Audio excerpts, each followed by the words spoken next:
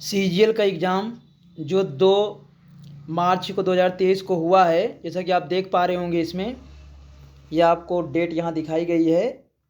और ये अभी मार्च का महीना ही जो है चल रहा है। और जो है 2 मार्च को ये सीजीएल का एग्ज़ाम हुआ था, जो सेकंड वाला इसका जो हुआ था। तो उसी के क्वेश्चन हैं, जीएस आज बताने वाले हैं, मैथ भी बाद बताएंगे, लेकिन यहाँ जीएस आप पहले देख लीजिए इसको। तो इसमें जो है क्योंकि बहुत अपडेट है, बहुत जल्दी का है ये आंसर की, ये आपको आगामी एग्ज़ाम के लिए जो है इम्पोर्टेंट हो सकता है। और कैसे क्वेश्चन इसमें आते हैं सेकंड लेवल में, आप इसको भी बढ़िया देख सकते हैं इससे।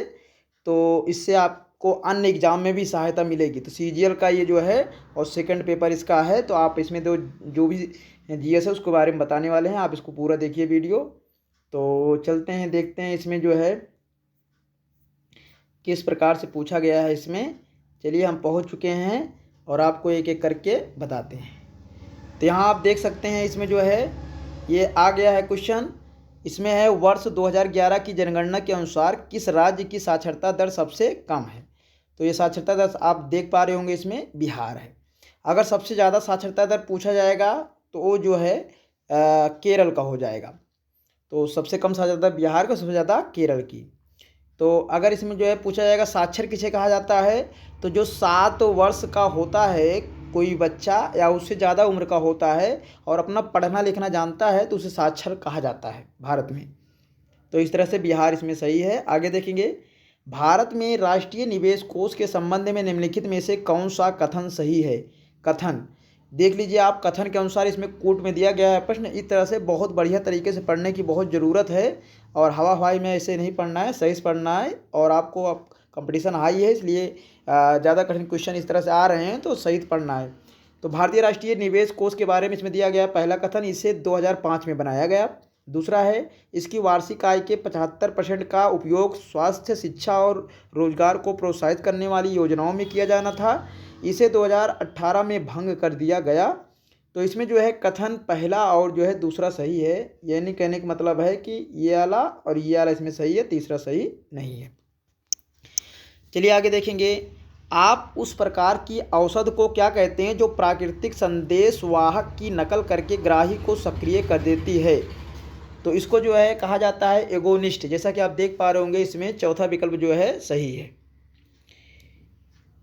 पहचाने कि भारत में कृषि के संबंध में निम्नलिखित में से कौन से कथन सही हैं। पहला है, भारत में रबी की फसलें अक्टूबर से दिसंबर तक बोई जाती हैं और अप्रैल से जून तक काटी जाती हैं।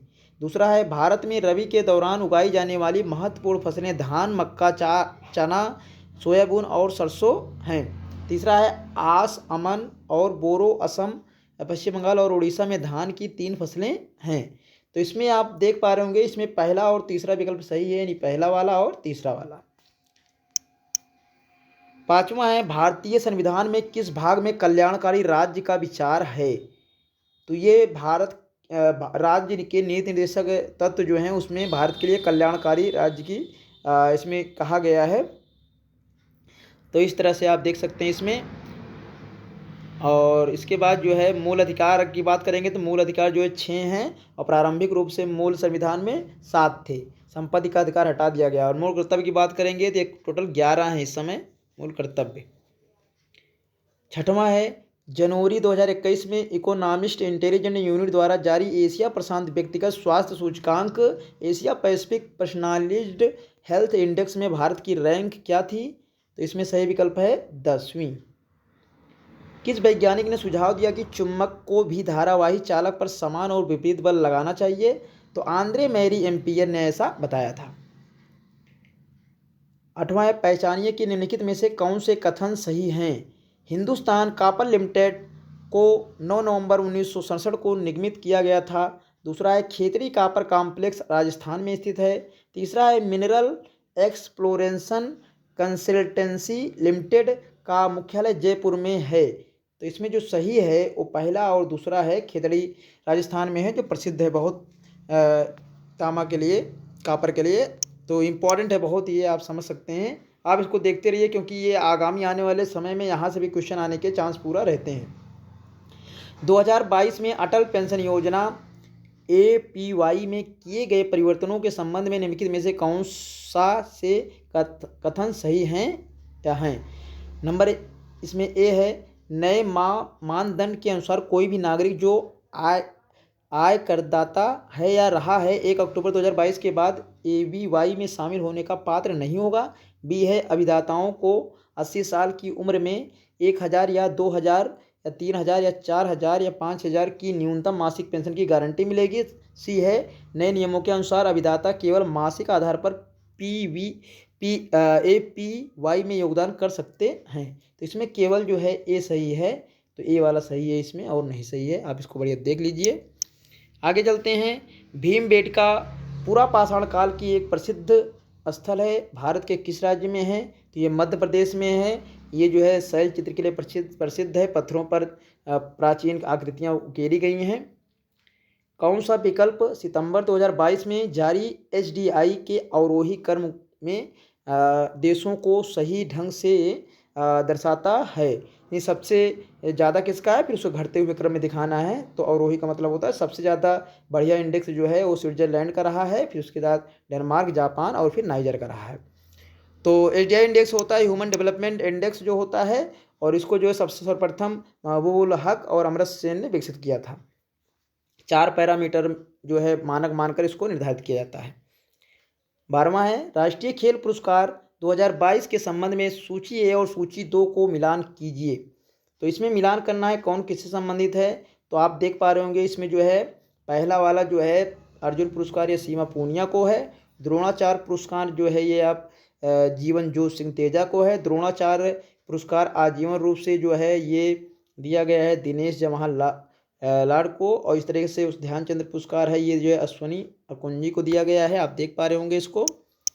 चलिए आगे देखते हैं। और द्रोणाचार्य पुरस्कार जो होता है, अर्जुन पुरस्कार जो होता है, और ये ध्यानचंद पुरस्कार ये खेल के क्षेत्र में दिए जाने वाले अवार्ड हैं। दिल्ली सल्तनत काल में तबाकत ए नसीरी की रचना किसने की थी। तो मिनाज उस सिराज ने की थी। चलिए, 18 वोल्ट की बैटरी से जलने वाला एक विद्युत बल्ब 3 एम्पीयर धारा लेता है, बल्ब का प्रतिरोध क्या होगा। तो इसको जो है आप लगा सकते हैं B बराबर IR से जो है लगा सकते हैं। इसमें आप रख देंगे, इसमें 18 वोल्ट रख देंगे और धारा का मान 3 है, और यहाँ प्रतिरोध R रखेंगे तो 3 छंग जो है 18 हो जाएगा। आपका यहाँ 6 मान आ गया तो ये 6 ओम हो जाएगा। आगे देखेंगे, उस प्रकार के मौसम की पहचान करें जो भारत के 4 मौसमों का हिस्सा नहीं है। तो इसमें है सर्दी भी होती है, गर्मी भी होती है, दक्षिण पश्चिम मानसून भी होता है। तो इसमें दक्षिण पूर्वी मानसून का मौसम जो है ये भारत का हिस्सा नहीं है। वह कौन सा अधिनियम है जिसे मार्ले मिंटो सुधार के नाम से भी जाना जाता है। तो ये भारतीय परिषद अधिनियम 1909 वाला है, यानी इसमें तीसरा विकल्प सही है।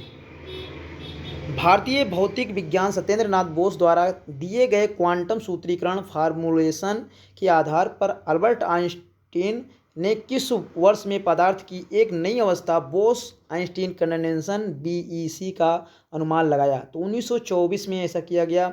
ये जो है उच्च घनत्व वाली अवस्था होती है पदार्थ की, जो है ये जो है आप बता दें कि 5वीं अवस्था कही जाती है, और सत्येंद्र नाथ बोस और अल्बर्ट आइंस्टीन के नाम पर इसको निर्धारित किया गया है।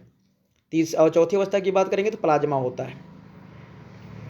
निम्नलिखित में से किसका गठन भारतीय संविधान के अनुच्छेद 280 के तहत किया गया है। तो ये वित्त आयोग है। राज्य और केंद्र के बीच में जो भी धन होता है उसके बंटवारे का काम उसके ये जो है वित्त आयोग का गठन किया जाता है। राष्ट्रपति इसका गठन करता है। भारत के सेवानिवृत्त राष्ट्रपति के लाभों के संबंध में निम्नलिखित में से कौन सा कथन सही है। ए, भारत के पूर्व राष्ट्रपति भी 2.5 लाख की मासिक पेंशन के हकदार होंगे। बी है, वे एक निजी सचिव, एक निजी सहायक, एक अतिरिक्त निजी सचिव, 2 चपरासी और प्रतिवर्ष 1 लाख तक के कार्यकाल बेस सहित एक सचिवीय स्टाफ के हकदार हैं। सी है, वे रेल, हवाई या स्टीमर द्वारा एक व्यक्तिगत के साथ भारत में कहीं भी उच्चतम श्रेणी की निःशुल्क यात्रा के भी हकदार हैं। तो इसमें ABC जो है इसमें तीनों जो है ये सही है। सही कथन की पहचान कीजिए। तो इसमें जो है तार का प्रतिरोध तार की लंबाई और अनुप्रस्थ काट का पर निर्भर करता है। तो ये इंपॉर्टेंट है यहाँ तार का प्रतिरोध। जैसे आपको बता दें R बराबर यहाँ होता है रो इंटू यल अपान ए। तो आप समझ सकते हैं लंबाई पर निर्भर है और इस पर एरिया पर स्थित है, और पदार्थ जो होता है हर एक पदार्थ का अपना अपना प्रतिरोध होता है, उस पर निर्भर करता है। इस फार्मूले से आप बता सकते हैं। निम्नलिखित में से किस विटामिन की कमी से घावों से अधिक रक्तस्राव होता है? रक्तस्राव का मतलब बहना रक्त का। तो विटामिन के की कमी से होता है। और अगर तत्व पूछा जाए तो विटामिन जो है के है, और अगर तत्व पूछा जाए तो वहाँ कैल्शियम आप बता सकते हैं। निम्नलिखित में से किसे पूंजीगत व्यय माना जाता है? तो स्कूल की इमारत का निर्माण जो है पूंजीगत व्यय कहा जाता है। यौन संचरित रोग STD के संबंध में निम्नलिखित में से कौन सा से विकल्प सही हैं?